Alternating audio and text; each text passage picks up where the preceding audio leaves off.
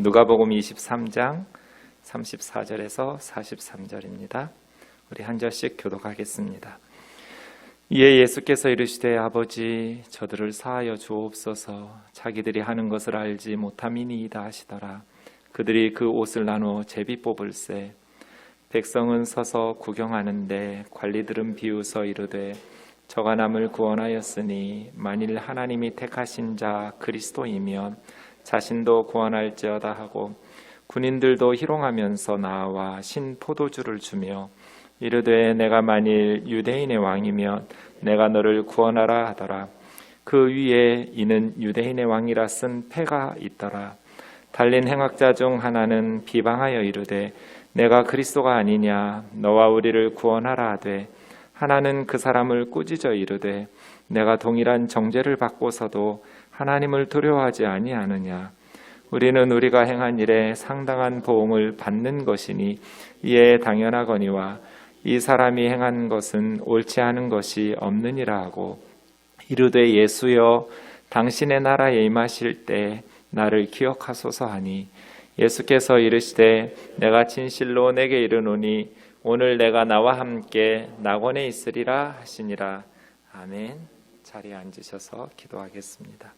사랑하는 예수님, 이 시간 우리 마음을 덮으시고 비추셔서 죽었던 우리의 예배가 살아나게 하옵시고 이곳을 지나시고 이곳을 만지셔서 무너졌던 우리의 소망이 회복되게 하옵소서.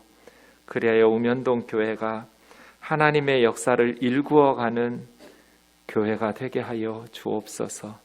연약하고 미련한 종을 주님 손에 맡기옵고 예수님의 이름으로 기도하옵나이다. 아멘. 오늘은 예수님께서 나귀 새끼를 타고 예루살렘에 입성하신 종려주일입니다. 예수님께서 예루살렘에 입성하실 때 사람들이 종려나무 가지를 꺾어 흔들었다 해서 종려주일이라 하기도 하고 또 예수님 입성하실 때 호산나를 외쳤다고 해서 호산나 주일이라고 부르기도 합니다. 주님이 주일에 예루살렘에 입성하셨고 월요일에는 성전 청결 사건과 무화과나무를 저주하신 사건이 기록되어 있고 화요일에는 성전에서 예루살렘 종교 지도자들과 논쟁을 하시고 성전의 멸망을 예언하셨습니다. 수요일에는 베다니 마리아가 향유옥합을 깨뜨린 사건이 있었던 것으로 추정되고 목요일에는 제자들과 최후의 만찬을 나누시면서 성찬식을 하고 세족식을 하셨습니다.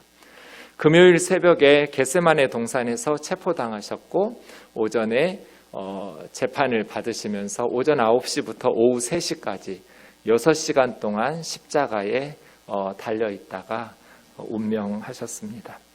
금요일에 그렇게 장례를 치르고 토요일에는 무덤에 계시다가 부활 주일의 아침에 다시 살아나셨습니다. 이것이 고난주간의 일주일간의 주님의 모습입니다. 우리가 인생을 어떻게 살아야 될까요? 하나님께서 우리 인생에 중요한 2가지 명령을 주셨습니다. 우리 인생에 이 2가지를 잘 해야 돼요. 이 2가지가 뭘까요? 제가 여러 차례 여러분에게 말씀드린 기억이 있습니다.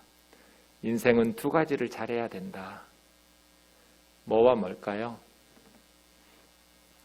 요한일서 3장 23절 같이 읽겠습니다. 시작. 그의 계명은 이것이니 곧 그 아들 예수 그리스도의 이름을 믿고 그가 우리에게 주신 계명대로 서로 사랑할 것이니라. 여기서 그는 하나님이시거든요. 하나님의 계명이 2가지예요. 첫째는 하나님의 아들 예수 그리스도의 이름을 믿는 것. 이름을 믿는다는 것은 예수님을 믿는 거죠. 2번째는 서로 사랑하면서 사는 것. 우리 인생에 이 2가지가 가장 중요해요. 그래서 어떻게 살아야 되는가? 이렇게 살아야 돼요. 이것이 하나님의 계명이에요. 왜 예수 그리스도를 믿어야 되는가? 다른 신을 믿으면 안 되는가? 로마서 3장 22절에서 24절 예수 그리스도를 믿음으로 말미암아 모든 믿는 자에게 하나님의 의를 차별 없이 주시기 때문이에요. 왜 예수 그리스도를 믿음으로 말미암아 의롭게 되는가? 모든 사람이 죄를 범하였음에 하나님의 영광에 이르지 못하더니. 의롭게 사는 사람도 있고 악하게 사는 사람도 있죠. 악하게 사는 사람은 저 땅속 깊은 갱도에서 사는 것 같이 밑바닥 인생이고, 의롭고 착하게 사는 사람들은 저 높은 산 위에서 사는 것처럼 고상하게 살지만 둘 다 하늘의 별이 손에 닿지 않는 건 똑같아요. 차이가 없다는 게 아니에요.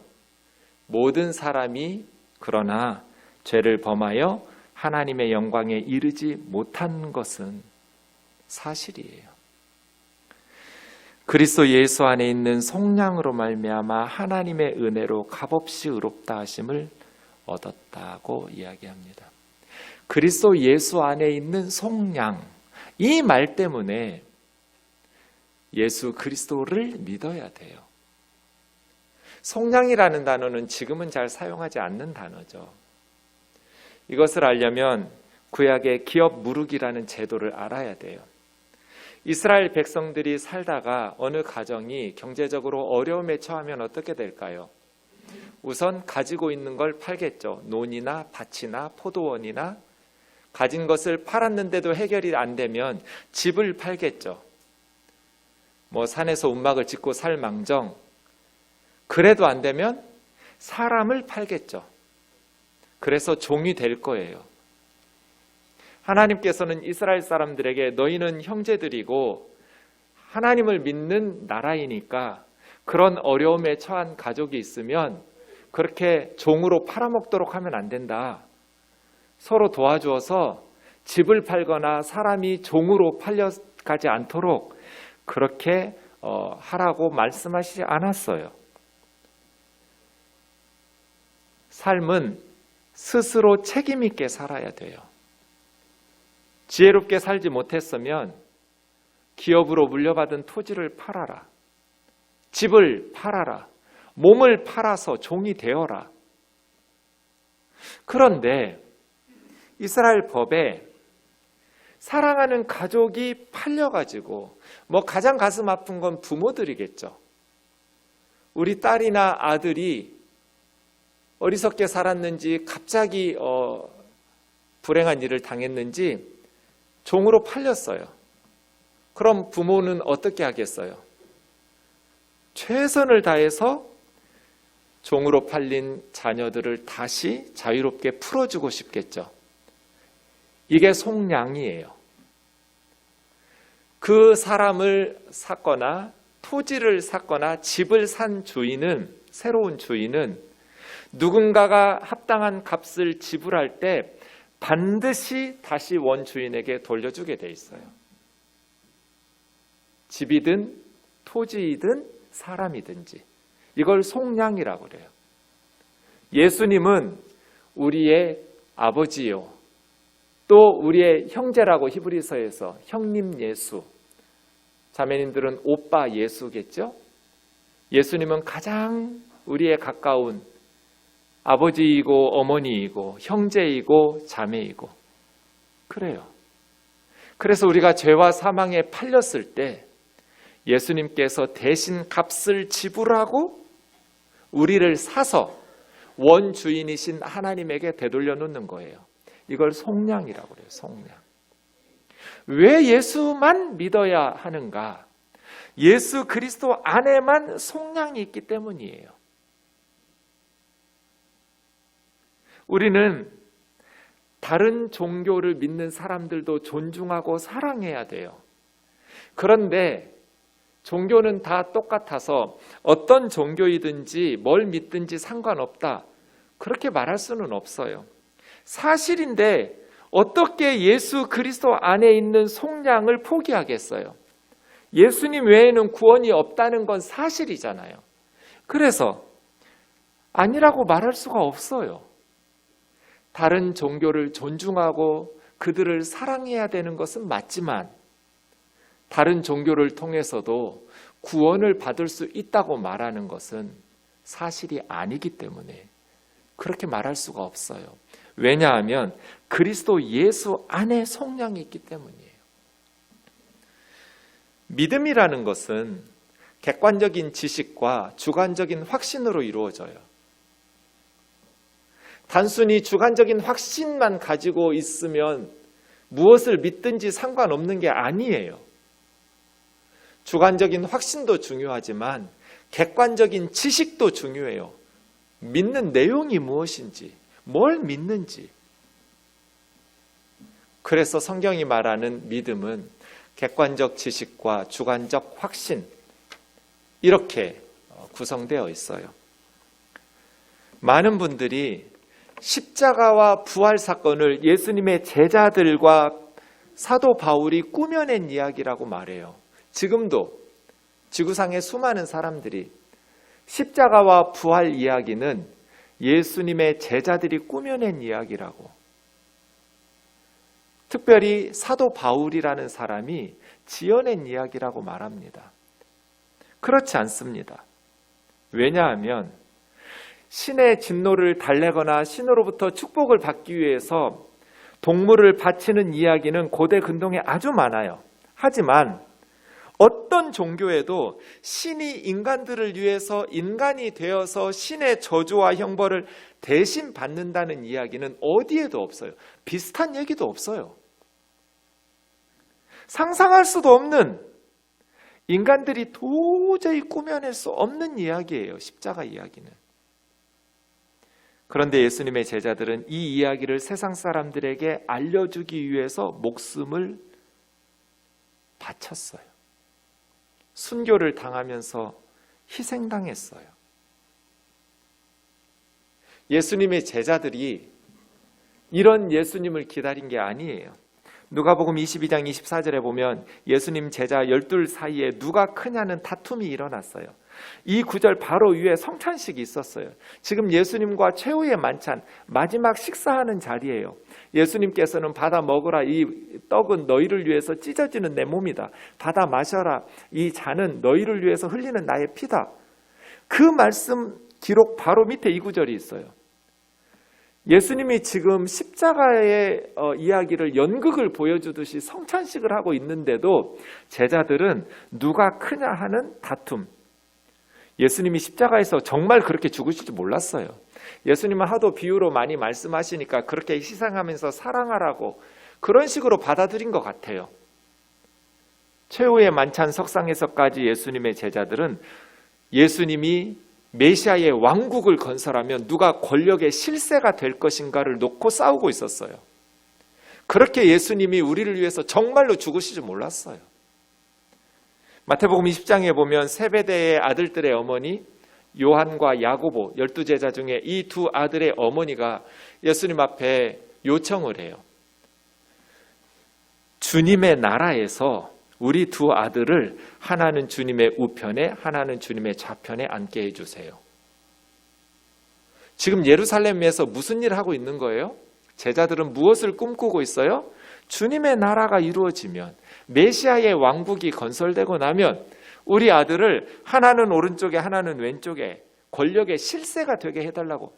제자들은 이런 것을 꿈꾸고 있었지, 예수님께서 그렇게 십자가에서 허망하게 떠나실 상상도 할 수 없는 이야기였어요. 사도 바울도 상상하지 못했어요. 디모데전서 1장에 보면 내가 비방자요 박해자요 폭행자였던 것은 내가 예수님 믿지 않을 때 알지 못해서 그랬다고. 이런 메시아가 오리라고는 바울은 상상하지도 않았어요. 꿈에도 생각해 보지 않았어요. 그래서 예수님을 믿는 사람들을 비방하고 박해하고 핍박했던 거예요. 그래서 죄인 중에 괴수가 되었어요. 그런데 제자들의 전도받고 알지 않았어요. 다마스커스로 예수 믿는 사람들을 잡아서 박해하려고 가다가 부활하신 주님의 음성을 듣고 깨달았어요. 그리스도 예수께서 죄인들을 구원하시려고 세상에 임하셨구나. 그 전에 바울은 어떤 그리스도를 기다린 거예요? 고린도후서 5장 16절에 보면 우리가 그리스도도 육신적으로 알았었는데 더 이상 그렇게 알지 않는다라고 바울이 고백해요. 육신적으로 그리스도가 이런 분이라고 바울은 기대했던 것은 세속적 의미의 구원자였어요.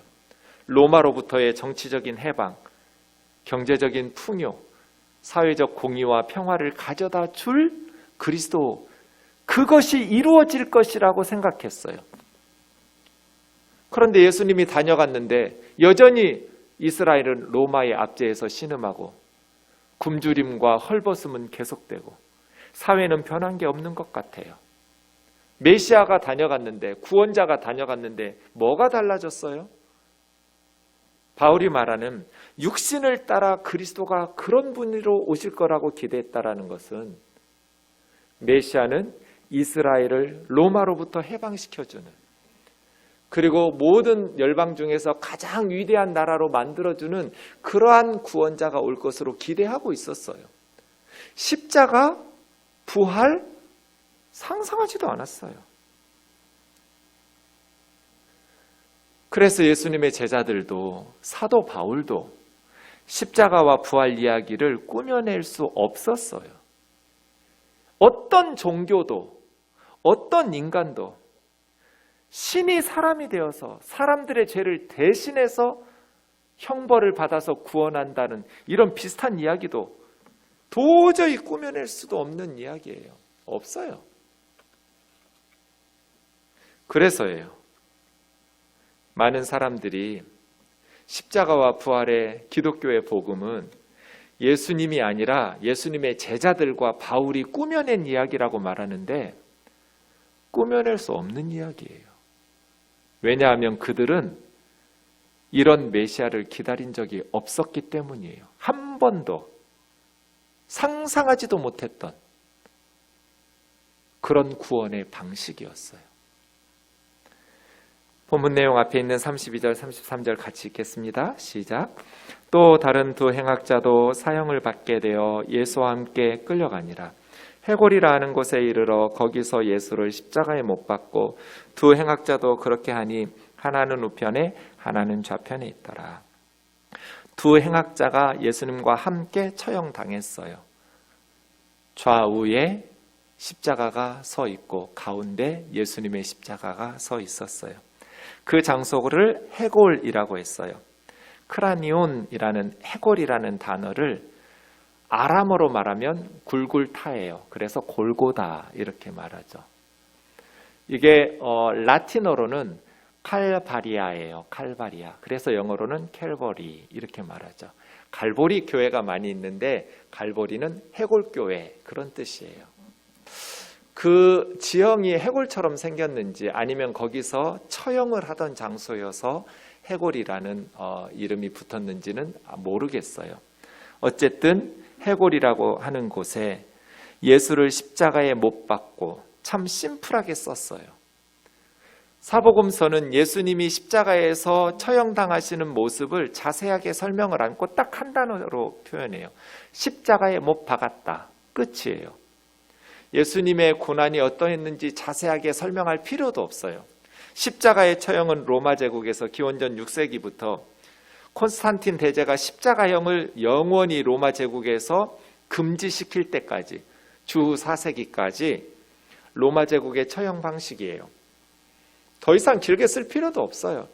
그냥 십자가에 못 박았다 하면 그 시대 사람들은 다 알아요. 복음서는 특별히 예수님의 육체적인 고난에 대해서 사람들에게 감동을 주려고 하지 않아요. 오히려 그것보다는 예수님의 십자가의 영적인 의미에 대해서 훨씬 더 주목하고 있어요. 예수님은 행악자들 사이에 십자가에서 처형을 당했다예요. 이게 무슨 의미예요? 예수님도 범죄자 취급을 당했다는 뜻이에요. 예수님이 죄인 취급을 당하셨다. 행악자들과 함께 죽임을 당해 처형되셨다. 이사야 53장 우리는 다 양 같아서 그릇 행하여 각기 제 길로 갔거늘 여호와께서는 우리 모두의 죄악을 그에게 담당시키셨도다. 나의 의로운 종이 그들의 죄악을 친히 담당하리로다.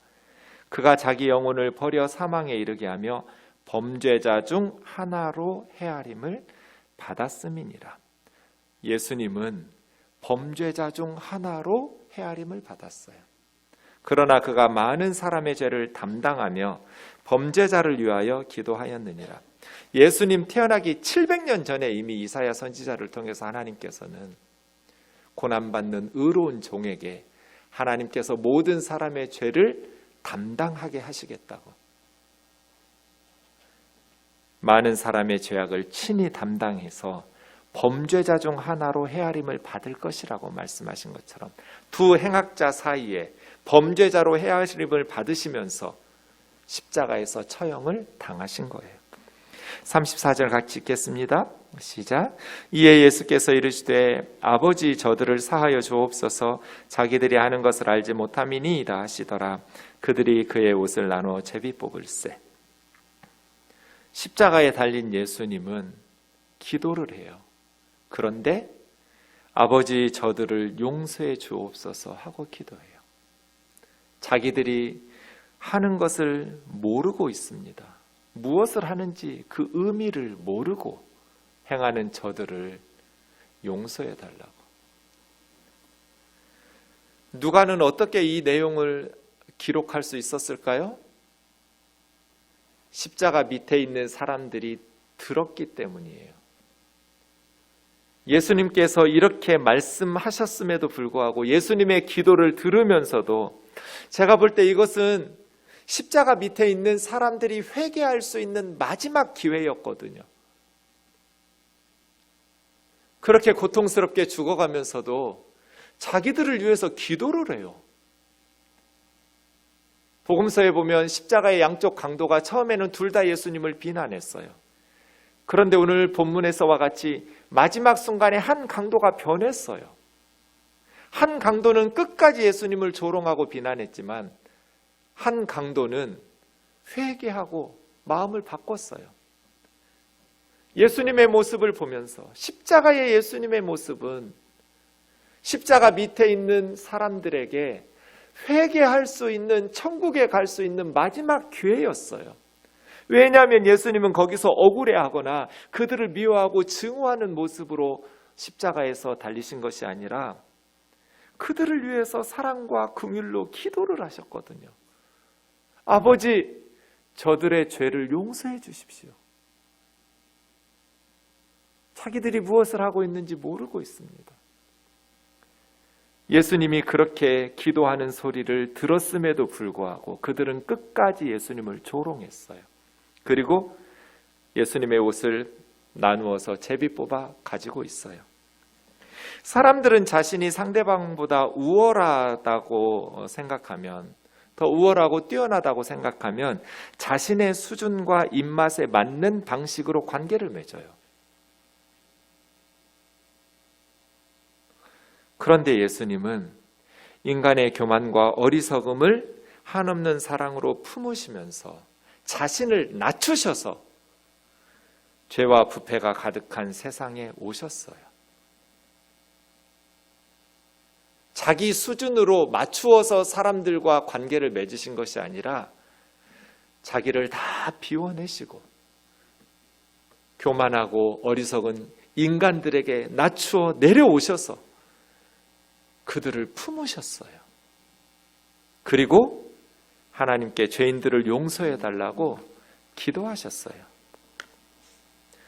아버지여 저들을 사하여 주옵소서, 자기들이 하는 것을 알지 못함이니이다. 그런데 십자가 밑에서는 예수님의 옷을 하나라도 더 가져가려고 제비를 뽑고 있었어요.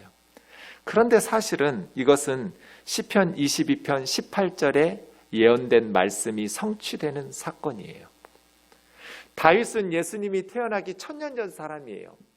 1010년에서 970년까지 40년 동안 이스라엘을 통치한 왕이니까요. 예수님 태어나기 1000년 전에 다윗은 시편 22편을 써놓았어요. 십자가상에서 예수님의 7마디를 분석해보면 예수님께서 십자가에서 시편 22편과 이사야 53장을 묵상하고 계셨다라는 것을 깨닫게 돼요. 시편 22편은 엘리 엘리 라마 사박다니로 시작돼요. 나의 하나님 어찌하여 나를 버리시나이까. 다윗은 그 시편 22편 18절에서 그들이 나의 손과 발을 찌르고 내 겉옷은 나누어 가지고 속옷은 제비 뽑아 가집니다. 이렇게 예언해 놨어요. 다윗 시대에는 십자가 처형이라는 것이 지구상에 없었어요. 다윗은 왕이어서 겉옷을 나누고 속옷을 제비 뽑아 뺏긴 적이 없어요. 손과 발이 찔린 적이 없어요. 그런데 다윗은 그렇게 메시아의 고난을 정확하게 예언해 놓았어요. 1000년 전에. 예수님께서 로마 군인들에게 죽어가는 사람 소원 좀 들어달라고 부탁 하나 하자고. 당신들은 모르겠지만 성경에 그런 예언이 있으니 내 겉옷은 나누어서 가지고 내 속옷은 한 사람이 제부 뽑아 가져달라고 그런 부탁하셨겠어요?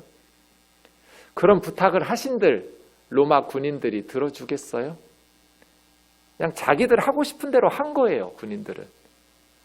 성경 모르지만 자기들 할 일 한 건데 자기들도 모르는 사이에 1000년 전에 시편 22편 18절의 예언이 성취된 거예요. 메시아는 이렇게 죽임을 당해야 돼요. 35절 같이 읽겠습니다. 시작. 백성은 서서 구경하는데 관리들은 비웃어 이르되 저가 남을 구원하였으니 만일 하나님이 택하신 자 그리스도이면 자신도 구원할지어다 하고. 백성들은 서서 구경하고 있어요. 이 백성들 누구예요? 예수님이 그토록 사랑하셨던 사람이에요. 예수님께 큰 사랑을 받았던 사람들이에요. 예수님은 그들을 긍휼히 여기셔서 병자들을 고쳐주셨고 귀신을 쫓아내주셨고 누구도 인간 대접 안 해주는 그들을 하나님의 말씀을 가르치고 사랑으로 돌봐주셨어요. 특별히 여성들, 세리들, 고아와 과부들, 가난한 사람들, 헐벗은 사람들 주님께서는 극진한 사랑으로 그들을 돌보셨는데 그 백성들은 지금 구경하고 있어요. 십자가에 못 박으라고 외쳤. 어쩌면 사람들이 이럴 수가 있을까? 여기서 관리들은 유대 지도자들이에요. 대제사장이나 사내들인 공회원이나 서기관들. 유대 지도자들은 비웃었어요. 저가 남을 구원하였으니 알았어요. 예수님이 많은 사람들을 구원해 주었다라는 것을, 많은 사람들의 질병을 고치고 귀신을 쫓아내 주어서 많은 사람들을 구원해 주었다는 소문을 듣고 알았어요. 저가 남을 구원하였으니 만일 하나님이 택하신 자 그리스도라면 자신도 구원할지어다 하면서 조롱하고 있어요.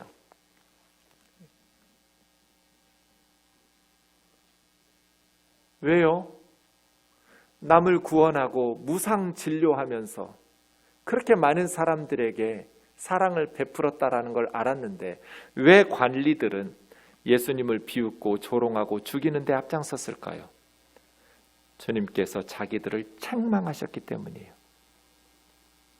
백성들에게 존경받고 있는데 주님께서는 그들의 외식과 위선적인 모습을 질타하시면서 뒤로는 과부와 고아들의 재산을 탐하면서 앞에서는 경건하고 거룩한 척하는 그들의 위선적인 모습. 예루살렘 성전에서 믿음을 가진 하나님의 백성들을 등쳐먹는 강도의 소굴로 만들어 놓고 강도짓하고 있다고 주님께서 책망하셨기 때문에 남을 구원했다라는 것을 알고 있지만 예수님을 죽이는 데 앞장선 거죠. 그러면서 지금 이렇게 조롱하고 있어요. 그리스도면 자기를 구원하라. 내려와서 우리로 믿게 하라. 예수님이 그리스도시기 때문에 못 내려와요. 예수님은 죄가 없으시니 구원받을 필요가 없어요. 그런데 예수님이 내려오시면 우리가 죽어요.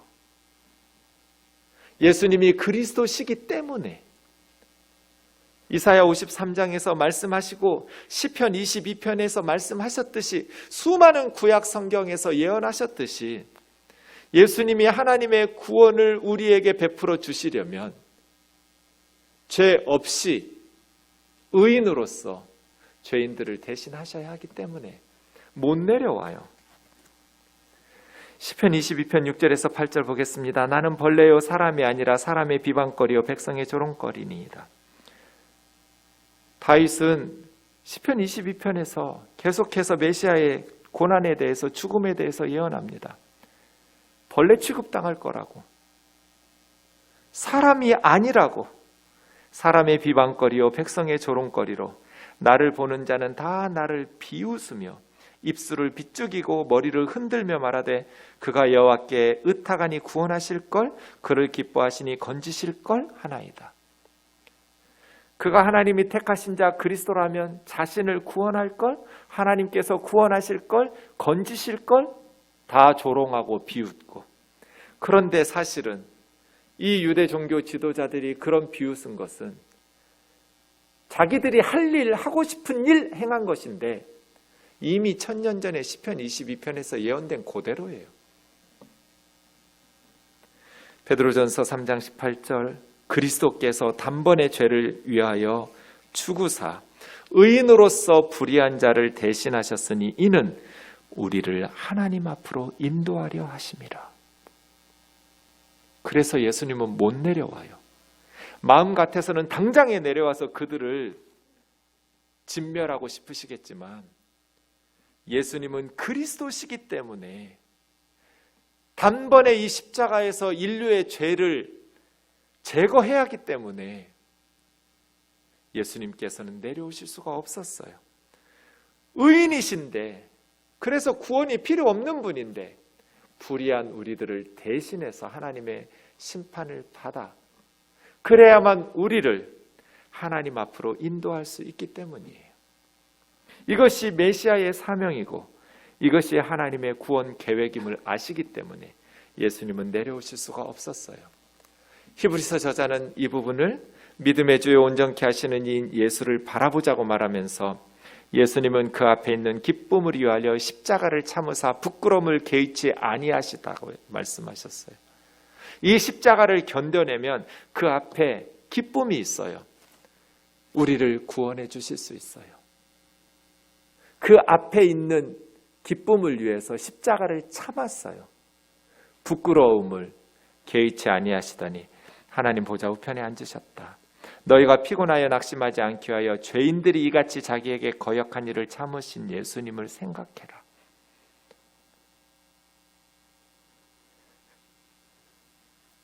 예수님은 그들을 품고 사랑하셨고 그들을 위해서 용서해달라고 십자가 마지막 순간까지 기도하셨는데 밑에서 유대 지도자들이 성경을 그렇게 잘 안다고 말하는 종교 지도자들도 예수님을 조롱하고 비난하고 거기서 내려오라고, 그리스도라면 자신을 구원하라고, 남만 구원하지 말고 너 자신을 구원하라고 조롱했어요.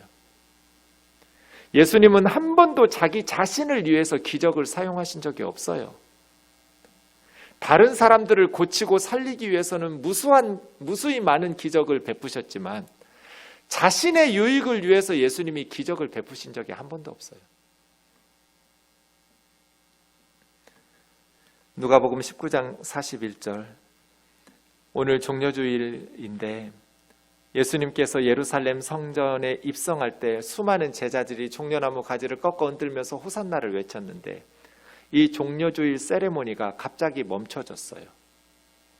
갑자기 제자들의 환호성이 멈출 수밖에 없었던 이유는 예수님께서 예루살렘 성에 가까이 오시면서 갑자기 나귀 새끼 위에서 엉엉 우셨기 때문이에요. 너도 오늘 평화에 관한 일을 알았더라면 좋을 뻔했는데 지금 내 눈에 숨겨졌구나. 여기서 우시며라고 번역된 클라이오라는 단어는 누가복음에 2번 더 나와요. 8장 52절에 회당장 야이로의 12살 먹은 외동딸이 있었는데 죽었어요. 거기는 그래서 사람들이 통곡하며 이렇게 번역했어요. 회당장 야이로의 하나밖에 없는 12살 딸이 죽었을 때 대성통곡했겠죠. 그게 클라이오예요. 또 누가복음 22장 62절에 보면 베드로가 예수님을 모른다고 3번 부인했어요. 그런데 세 번째 부인할 때 닭이 울었어요. 닭의 울음소리를 듣고 베드로가 예수님의 말씀이 기억나서 밖으로 나가서 클라이오 했다. 성경은 심히 통곡하니라 이렇게 번역했어요. 클라이오라는 말은 통곡하다예요. 조용히 눈물을 흘릴 때는 단어가 달라요. 소리를 내어 대성통곡할 때 클라이오 이렇게 해요.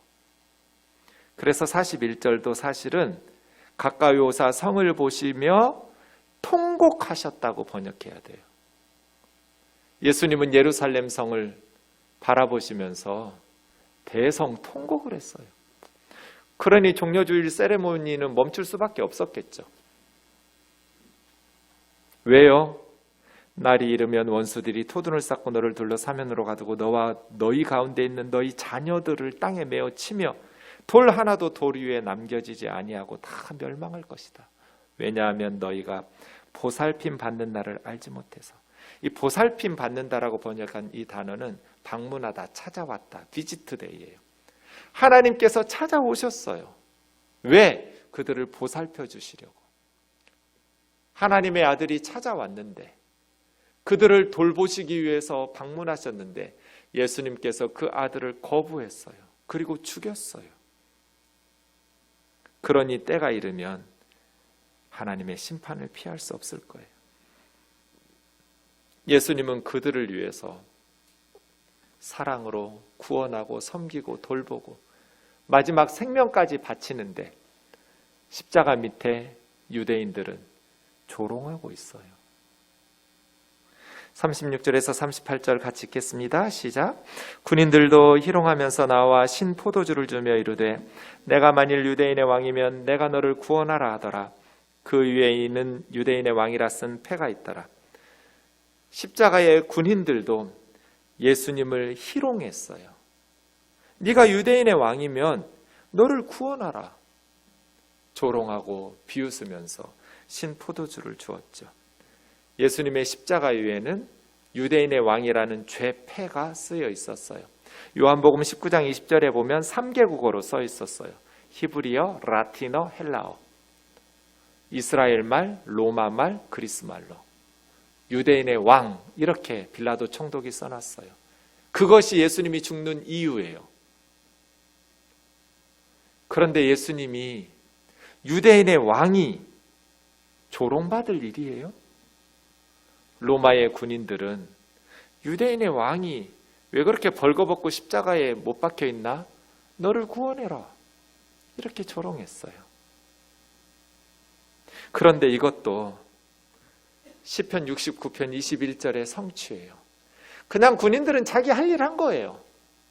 그런데 자기들도 모르는 사이에 오래전 예언들이 다 성취되고 있어요. 십자가에서.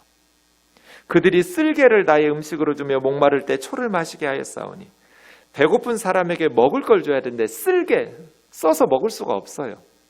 목마른 사람에게 물을 줘야 되는데 초를 줬어요. 이 초는 호메츠라는 거, 식초예요. 식초. 술이나 포도주를 오래 두면 쉬어서 마시지 못할 만큼 신포도주, 이게 초를 주어 마시게 한다고. 이것처럼 군인들이 예수님을 희롱하면서 신포도주를 주었어요. 예수님이 십자가에 처형당한 이유는 유대인의 왕이기 때문이에요. 여기서 결정적으로 하나님 나라 백성됨을 포기한 거예요. 백성들이 왕을 죽여버리면서 왕을 거부했는데 그 나라의 백성이 될 수는 없잖아요. 왕을 죽이고 왕을 거부했는데 그 왕의 나라의 백성으로 살 수는 없어요. 십자가에서 유대인들은 가이사 외에는 우리에게 왕이 없나이다. 빌라도 총독에게 그렇게 말해요. 세상 사람들이 다 그렇게 말해도 절대로 그런 말을 할 수 없는 나라가 이스라엘이에요. 이스라엘의 진짜 왕은 하나님이시니까요. 로마 황제 가이사 외에는 왕이 없어요? 이것은 하나님의 왕되심을 거부하고 유대인의 왕이라고 죄패를 써가지고 십자가에서 처형시킴으로써 그들의 나라에는 더 이상 들어갈 수 없는 하나님의 백성이 아니죠. 더 이상은. 혈통적으로는 아브라함의 혈통이지만 더 이상 영적으로 아브라함의 자손 이스라엘이라고 말할 수가 없게 되었어요. 39절에서 43절 같이 읽겠습니다. 달린 행악자 중 하나는 비방하여 이르되 내가 그리스도가 아니냐 너와 우리를 구원하라 하되 하나는 그 사람을 꾸짖어 이르되 내가 동일한 정죄를 받고서도 하나님을 두려워하지 아니하느냐 우리는 우리가 행한 일에 상당한 보응을 받는 것이니 이에 당연하거니와 이 사람이 행한 것은 옳지 않은 것이 없느니라 하고 이르되 예수여 당신의 나라에 임하실 때 나를 기억하소서 하니 예수께서 이르시되 내가 진실로 내게 이르노니 오늘 내가 나와 함께 낙원에 있으리라 하시니라. 마지막으로 행악자 중에 한 사람도 예수님을 비방했어요. 네가 그리스도 아니냐? 그럼 너도 살고 우리도 좀 구원해 달라고. 끝까지 이 사람은 변하지 않았어요. 회개를 안 해요. 그런데 행악자 중 하나, 오른쪽이라고 말씀하지 않았어요. 성경 어디에도. 왼쪽인지 오른쪽인지 우리는 몰라요. 그냥 하나, 강도가 그 사람을 꾸짖었어요. 마지막 죽어가는 순간에 예수님을 비방하는 강도를 꾸짖으면서 네 가지를 이야기해요. 첫 번째, 네가 동일한 정죄를 받고서도 하나님을 두려워하지 않느냐. 하나님에 대한 경외를. 마지막 죽어가면서 하나님에 대한 두려움, 하나님에 대한 경외가 생겼어요. 두 번째, 우리는 우리가 행한 일에 상당한 보응을 받는 것이니 당연하거니와 회개했어요. 로마로부터 독립을 위해서 정치범일 수도 있어요. 하지만 그 과정 속에서 무고한 사람들의 생명을 해치고 강도짓을 하고 생명을 빼앗은 그러한 자신의 죄를 뉘우쳐요. 우리 죄값을 받는 것이 당연하다. 세 번째는 예수님이 옳지 않은 것을 행한 것이 없다라는 것을 고백했어요. 예수님이 옳지 않은 일을 행한 것이 없다는 것은 예루살렘에 다 알려진 이야기예요. 예수님은 부정부패가 없어요. 예수님은 옳지 않게 행한 것이 없었어요. 너와 나와 예수님은 다르다. 예수님은 행한 것 중에 옳지 않은 것이 없다. 근데 왜 죽어요? 우리를 위해서 죽는 거예요. 마지막 네 번째, 예수여 당신의 나라에 임하실 때 나를 기억하소서. 이 사람은 죽음이 끝이라고 생각하지 않았어요. 죽음 이후에 시작되는 당신의 나라, 예수님의 나라가 시작될 걸 알았어요. 예수님이 왕이라는 걸 알았어요. 그래서 예수여 당신의 나라가 임할 때 나도 데려가 주세요. 아니요. 나도 천국 가고 싶어요. 아니라. 그렇게 염치 없는 소리는 할 수가 없었어요. 나를 기억만 해주세요. 그 처분을 예수님에게 맡겼어요. 데리고 가실지 안 된다고 하실지 그건 주님의 판단에 맡기고 다만 기억해 주세요. 그때 주님께서 내가 진실로, 이 진실로라는 말은 아멘이에요. 아멘! 기억하고 말고 아멘! 오늘 네가 나와 함께 낙원에 있을 것이다. 이게 천국이에요. 예수님과 함께 있는 곳. 천국에 예수님이 없으면 거기는 천국이 아니에요. 아무리 좋아도. 나와 함께, 예수님과 함께 있는 곳. 그 낙원이 하나님의 나라, 예수님의 나라예요. 이 사람은 마지막 순간에 이제 와서 내가 무슨 천국 가겠다고 염치 없이 그렇게 포기하지 않았어요. 여러분, 가끔 전도하다 보면 이렇게 말씀하시는 분들이 많아요. 나 고쳐주시면 교회 나가겠다고. 내가 이렇게 죽음을 앞두고 이제 와서 무슨 염치로 교회도 안 다녔고 예수도 안 믿었었는데 이제 와서 천국 가겠다고 무슨 염치로 예수 믿겠다고 하느냐고. 그럼 제가 뭐라고 대답할까요? 자녀들이 그렇게 말하면 그렇게 하라고 하시겠어요? 세상에 어떤 부모가 내가 이제 와서 무슨 염치로 천국 가겠다고 예수 믿겠느냐고, 나 그냥 이대로 살다가 지옥 가겠다고 말하면 그래, 네가 염치는 있구나, 그렇게 말할 부모가 어디 있어요, 이 세상에. 쓸데없는 소리 하지 말고 예수 믿고 천국에 오라고. 예수여, 당신의 나라에 임하실 때 나를 기억하소서. 아멘. 오늘 네가 나와 함께 낙원에 있을 것이다. 이 사람 참 결함이 많은 믿음이에요. 주님을 위해서 봉사한 적 없어요. 십자가에 달린 초창기 시간만 해도 예수님 같이 비방하고 조롱하고 욕했던 사람이에요.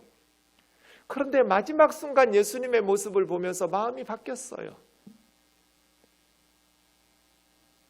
주님을 위해서 예배드린 적도 없고, 기도한 적도 없고, 전도한 적도 없고, 봉사한 적도 없고, 헌금한 적도 없어요. 그런데 마지막 순간 이 강도는 나를 기억해달라고. 그때 주님은 아멘이라고 말씀하셨어요. 아멘. 하나님은 모든 사람이 구원받기를 원하세요. 하나님은 죄인들이 그들의 죄 때문에 지옥에 가는 것을 조금도 원치 않으세요. 말씀을 정리해 보겠습니다. 처음 우리가 시작했던 말씀, 요한일서 3장 23절. 우리는 두 가지를 하라는 하나님의 명령을 받았습니다. 하나님의 아들 예수 그리스도의 이름을 믿는 것, 그리고 하나님의 명령처럼 서로 사랑하는 것. 하나님의 아들 예수 그리스도를 왜 믿어야 하는지, 하나님이 예수 그리스도의 십자가에서 무엇을 이루셨는지 우리에게 수없이 말씀하셨습니다. 그런데 많은 사람들이 믿으려고 하지 않아요. 누가복음 14장에는 큰 잔치를 베푼 사람 이야기가 나옵니다. 이 큰 잔치를 베푼 사람은 하나님입니다. 얼마나 큰 잔치를 베풀었는지 2000년이 지났는데 아직도 이 잔치 초청이 끝나지가 않았어요.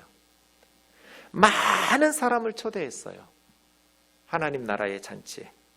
잔치할 시각이 되어서 종들을 보내서 초청한 사람들 오라고 그랬더니 다들 사양해요. 나는 밭을 샀음에 나가봐야 돼서 그 잔치에 못 간다. 양해해달라고, 전해달라고.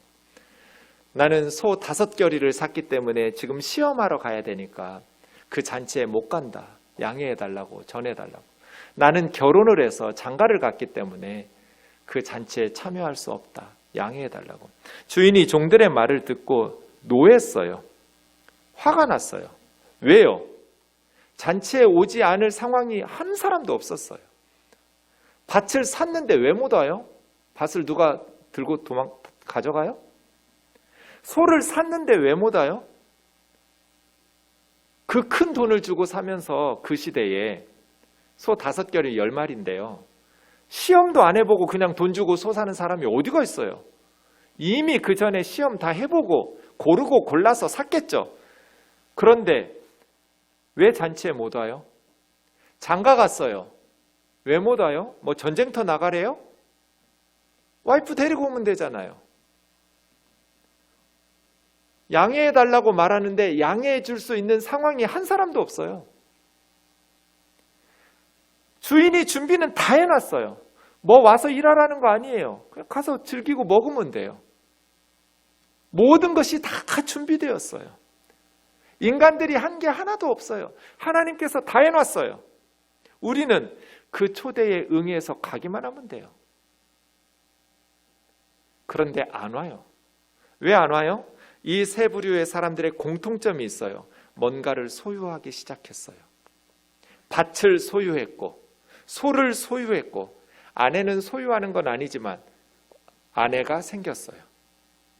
그래서 하나님 나라 잔치에는 흥미가 떨어졌어요.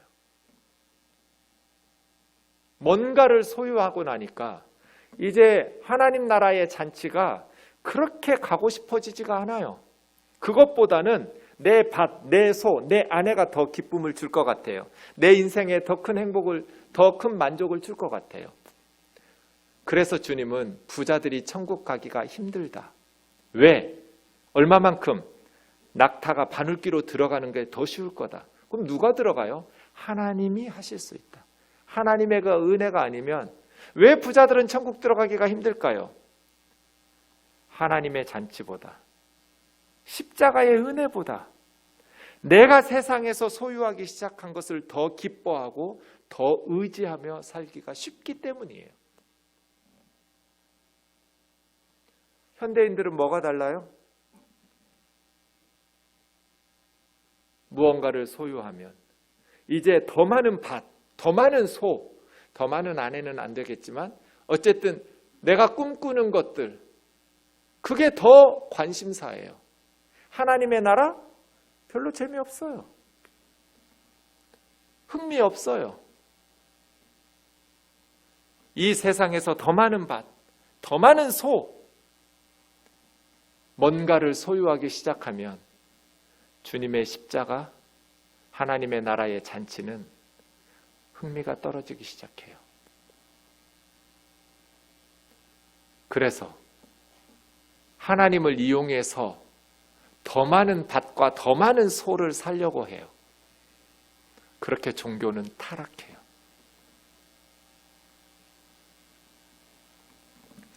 주인이 빨리 시내 거리와 골목으로 나가서 가난한 자들, 몸 불편한 자들, 앞을 보지 못하는 분들, 다리를 저는 분들을 데려다가 채우라고, 잔치를. 종들이 나가서 그렇게 부지런히 채웠는데 아직도 빈자리가 많아요. 종들에게 주인이 길과 산울타리로 나가서, 여기는 이제 나병 환자들과 이런 격리되는 사회적으로 배제자예요. 사회 배제자. 사람들을 강권하여 데려다가 내 집을 채우라. 전에 청하였던 그 사람들은 한 사람도 내 잔치를 맛보지 못하리라. 이게 하나님 나라예요. 하나님께서 다 이루놓으셨어요. 사람들이 안 와요. 관심이 없어요. 사람들의 관심은 밭과 소와 아내예요. 좋은 대학, 좋은 직장, 많은 돈, 권력, 쾌락, 세상에서 원하는 것들, 거기에 마음이 빼앗겨서 하나님의 잔치의 초대에 응하지를 않아요. 그래서 첫 번째가 무너져 버려요. 하나님의 첫 번째 계명은 하나님의 아들 예수 그리스도의 이름을 믿는데 믿지를 않으려고 해요. 난 구원 필요 없다고. 여러분 살면서 가장 후회되는 순간이 언제였나요?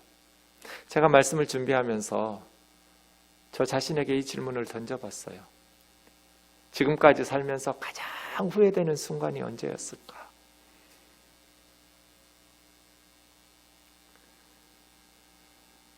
저는 고등학교 2학년 때였어요. 죽을 뻔한 수술을 2번 마치고 두 번째 수술은 1년 쉬면서 건강을 회복해서 다시 1살 어린 동생들과 함께 1학년 2학기로 다시 학교에 돌아가서 학교를 다녔는데 1년쯤 지나서 다시 수술을 했던 아픈 몸이 재발됐어요. 다시 아파서 몸이 아파서 병원에 가는데 병원에 가면서 학교에서 이제 어머니가 학교로 오셔서 어머니랑 저랑 둘이서 병원에 가는 택시 안에서 제가 그랬어요. 그때가 저는 가장 후회돼요. 그때는 지금과 달라서 수면 내시경이라는 게 없었어요. 그리고 내시경이 되게 관이 두꺼웠어요. 내시경 한 번 목에 넣을 때마다 정말 힘들었어요. 거의 10번 이상 했는데 다시 아프기 시작하니까 내시경부터 해야 되잖아요. 내시경 하러 가면서 제가 얼마나 철이 없었는지 그때 어머니한테 나는 나중에 우리 애 낳으면 내시경 안 시키고 그냥 죽일 거라고.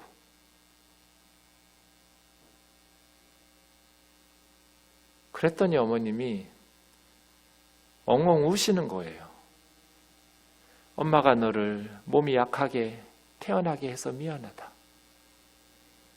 그리고 이렇게 힘들게 내시경 하게 해서 미안하다고. 그걸 왜 우리 어머니가 미안해야 돼요?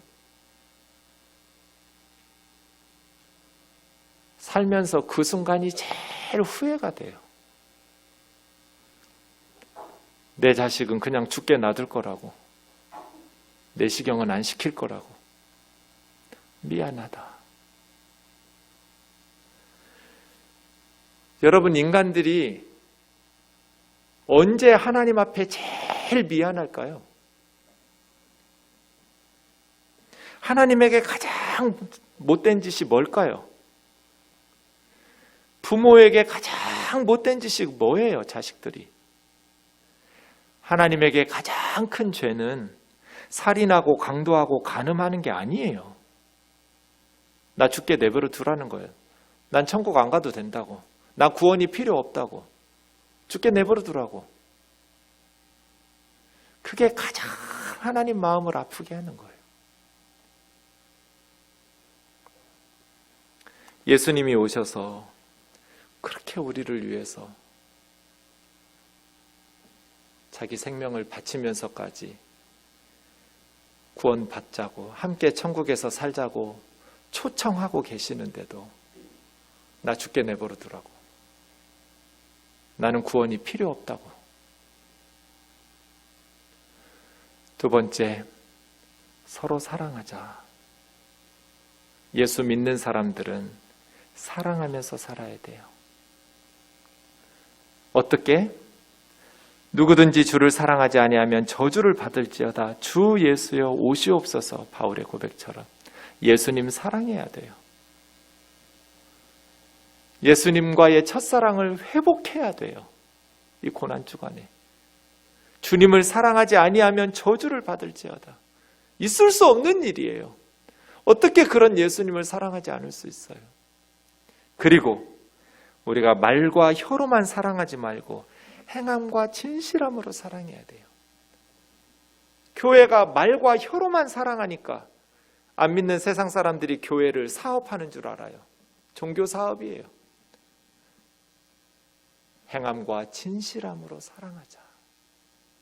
고난주간을 시작하면서 하나님의 아들 예수 그리스도를 믿고 예수님을 사랑하고 행함과 진실함으로 서로 사랑하는 삶으로 변화되는 우리 음현동교회 되기를 주의 이름으로 축원합니다.